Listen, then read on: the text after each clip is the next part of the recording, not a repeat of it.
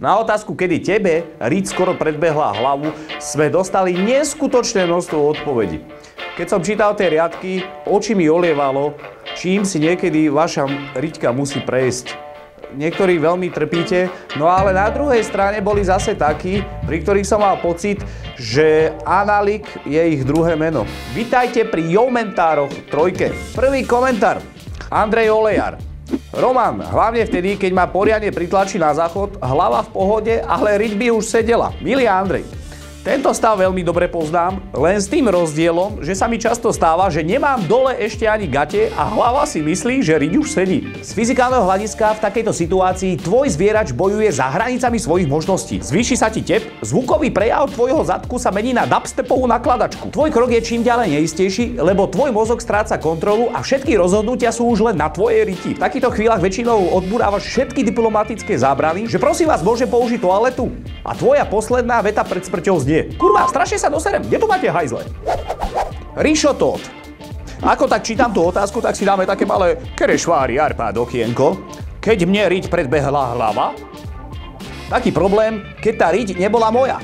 Podobných odpovedí som našiel viac. Vidieť, že mnohí z vás žijete aktívnym sexuálnym životom. Povedané v štýle jebete jak zajace. Je to ale prirodzené, lebo príroda to zariadila tak, že ľudia sa do istého veku akože rozmnožujú a potom jedného dňa sa naozaj rozmnožia. Niekedy nastáva aj nechcené rozmnoženie. To je také, že chlap si myslí, že to stihol, že to predskokánske slizenie nevadí, ale niekedy sa stáva, že vadí. Ďalšia veľmi silná odpoveď je od Gibeliska.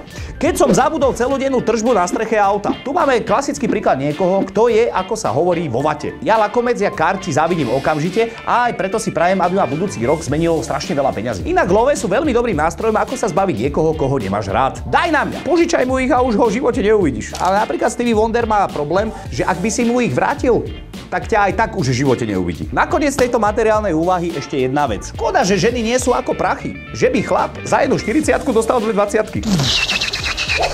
Ďalšia odpoveď od Andy Potržník Lomitko SK. Kedy mne riť skoro predbehla hlavu? Keď som zistil, že moja riť má väčšie IQ jak moja hlava. Andy odhalil svoju 13. komnatu a bez váhania nám oznámil, že má v hlave lajno. Stále lepšie, ako keby tam mal lajnu. Čo je veľmi chválihodné, pretože niektorí majú v hlave nastraté ešte viac, ale v živote to nepriznajú. Ich vety začínajú väčšinou dokáž ty, keď si taký múdry. Alebo vítajte v televíznych novinách. A to najlepšie nakoniec. Peter Mali. Síce neviem, kedy mne, ale ako tak pozerám na tvoje vlásky, tak tebe riťou niekto po hlave jazdí často. Peťo, máš pravdu, jazdí. Nemusíš mať strach, spokojní sme obaja. Ja aj tvoja stará. Takto to boli Joumentáre trojka. Ak sa vám páčili, dajte like, mrdnite tam nejaký komentár, budeme veľmi radi.